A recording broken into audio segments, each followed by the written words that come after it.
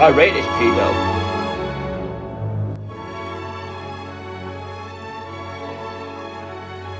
Ryan Windridge was once recognised as a simple man, a train enthusiast who had a love for Morrison's ready meals. However, gathering a mass amount of followers brings hate and controversy, which is something that Ryan was clearly not prepared for.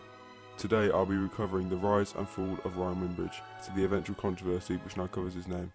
Ryan's career began humbly during his lunch breaks at Morrison's supermarket, where he casually shared videos of himself enjoying ready meals.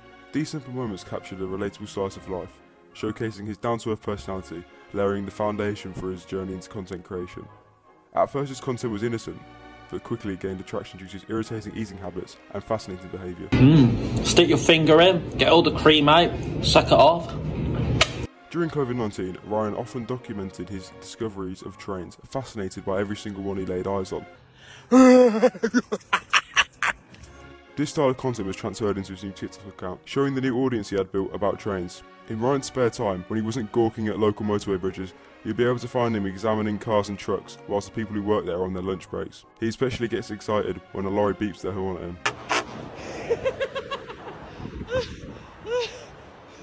Yes! Oh, I got a stitch! Ryan soon stumbled across another like-minded individual, who like Ryan, had a passion for analysing moved pieces of metal. This man was called Francis Bourgeois. The couple collaborated on multiple occasions, both employing the amusing GoPro on the head technique. This quirky filming method added an extra layer of humour to their videos, making their content even more entertaining and memorable for viewers. Ryan, being the sly individual he is, took Francis's signature style to, you guess it, eat food with. Dunk out in the curry sauce.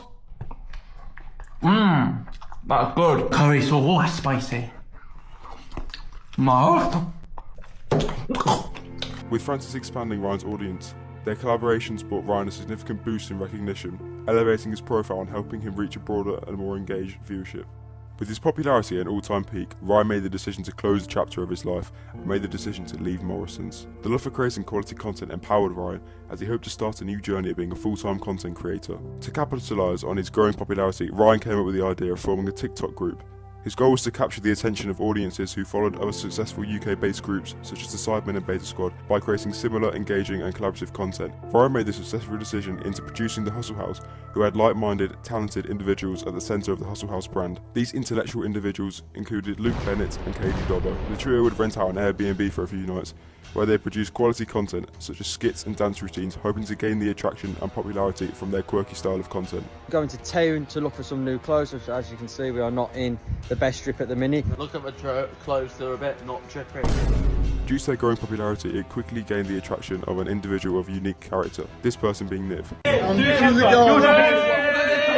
Niv would spend days begging to be in the Hustle House, and eventually his begging worked. The group linked up once again, this time shattering the internet by collaborating with Niv.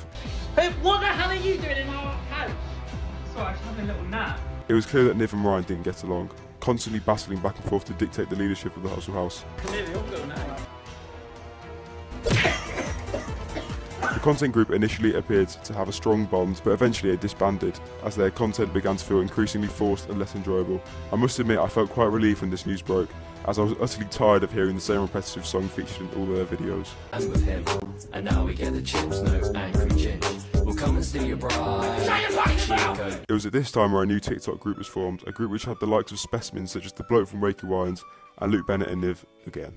The group made the ill-advised decision to release a song together, which was met with overwhelming negative feedback from the public, with many specifically pointing out that Ryan's verse was extensively long, a statement which I wholeheartedly share. Ryan, the train scene's JC. I'll be going mainstream with the 18. Catch me in a train scene with my dream beats and a daydream about truck and fake beats. With the overwhelming amount of hate which Ryan received, Ryan pleaded for the haters to stop being so nasty to him. Ryan opened up about his struggles with autism and how it affects him maintaining friendships with others. However, Ryan's admission was always not welcomed with open arms, as his longtime friend Darren claims that sometimes Ryan can use his disability as an excuse. Even one of his most patient friends has begun to show signs of frustration with Ryan's behaviour. An example where this frustration arises is the time that Ryan brutally smashes an Easter egg all over Darren's clean carpet. Darren takes great pride in maintaining his flat, always ensuring that it's spotless and organised with every item carefully placed on its proper spot. Egg for Ryan, are you happy with it? Yeah, Easter egg. Yeah. Whips it up. He knows what he's doing. Yeah, Easter egg. Oh, well. Fuck. He knows exactly what he's doing. Well done, mate. I'm going to have to buy a new one now to replace it. Graham, a close friend of Darren and Ryan, widely recognised for his unicorn mask and his sassy, sharp and insightful personality, are well-known figures among their circle. Although Graham is intellectual and insightful, he does not stand for any nonsense, especially from Ryan. Ryan had somehow managed to get into Graham's skin, so the unicorn assassin was quickly to fire back at Ryan. How are you? I'm so happy I'm going to be watching the Screen franchise when I get home tonight. Think of home to you. Get rid of Ryan. I'm guessing that was a joke, Graham. That's for you to decide. Ryan has made it no secret that he struggles with maintaining relationships, not because of his actions, but because of people trolling him on the internet. Ryan frequently exclaims his desperate need for a girlfriend, but his efforts have stalled completely after being banned from multiple dating apps, these being Bumble and Badoo. Ryan is certain that his online presence comes at a cost when it comes to dating, claiming that people mass report his accounts on these dating apps. Hello Badoo, hello Bumble. I was recently banned off your app. I tried emailing you and you didn't reply to me. You both gave me a direct message on Instagram saying you'd check it out for me, but I've heard nothing back. I've got a high following on social media, so that might have been one of the reasons I've been banned. Oh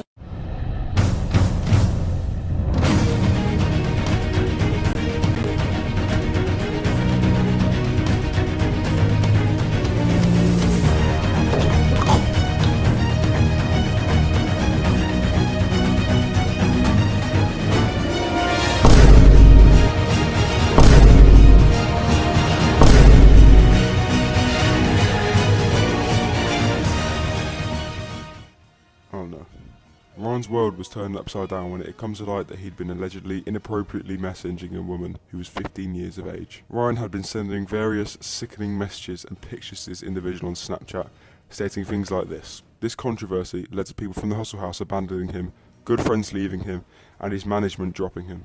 Ryan's simple life where he'd only be gawking at trains were over, and overshadowed by these questionable allegations. Dubbo and Niv were devastated and made it clear they wanted nothing to do with Ryan, which upset Ryan quite a lot. Just plain and simple. I'm going to keep it plain and simple. Basically, I just find it disturbing, disgusting what Ryan's done. So for that matter, I've unfollowed him on every Insta and TikTok. I've unfollowed him on everything. I am not associating with Ryan Windridge anymore.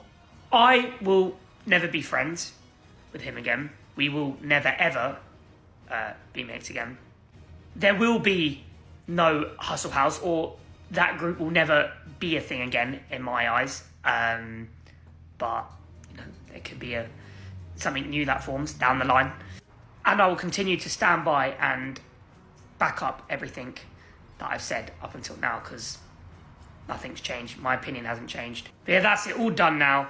Time to move on. Newcastle Hunters, who are a paedophile sting group, were quick to investigate this cursed case, claiming that Ryan had the upper hand in the case since it was him that took the initiative to report it to the police, rather than the alleged 15-year-old girl. Ryan claimed to be innocent, but the backlash against Ryan had already begun, both digitally and physically. Yeah, because you've broken the law. What you've done is illegal. Yeah, now I'm panicking. Don't panic. No, I am, because I'm going to lose my job. Ryan Windridge is cool. Ryan Windridge is cool. Ryan Mo.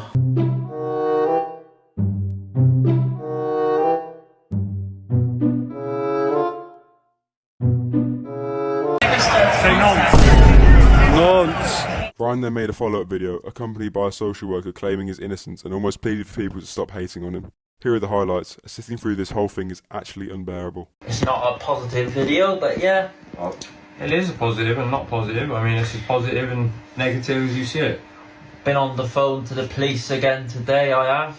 But you guys won't believe it, but I have been, haven't I? Obviously, yes. I've been there with Ryan to see him actually ring 101, and obviously I see that they're taking some time to obviously deal with the matter. Because they're in contact with Newcastle police. They're trying to contact Newcastle police. But currently what we've got is a bunch of bullies online bullying Ryan. And in public. And in public, with no physical evidence other than a conversation which states Ryan was speaking to a 19-year-old. And yes, he may have sent them explicit photos, but you don't know the full story. And the fact is, I say stuff now. This is it. Just because Ryan has a status online, and because he ends up speaking to a 19-year-old girl, which is obviously fully legal. I mean, it's legal, but So what is Ryan doing now? After these allegations occurred, Ryan has since turned his live streams onto subscription only and stick to his roots, making ASMR eating videos in the most vile way humanly possible. Ryan reached a new low when pursuing making TikTok shop videos promoting useless items just so he can make a small share from the product sale. Ryan is committed to progressing past these allegations and still wants to pursue content creation, since going back to Morrison's would make him a failure.